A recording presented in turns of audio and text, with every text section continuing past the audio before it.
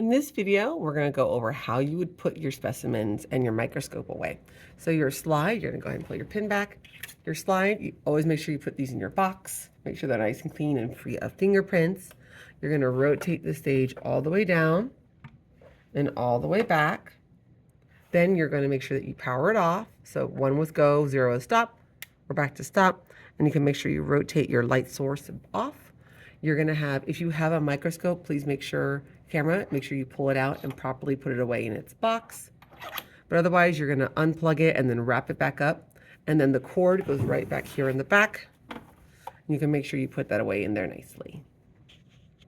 And our cord, as we pull it back from over here, you're going to notice there's a natural bends to it. Go ahead and follow those natural bends. Make sure my big old hand's not in front of the camera. Okay. I'm going to put this puppy right inside here like this. And when I'm ready to carry it, I would hold it by these two pieces right here to put it back in the cabinet.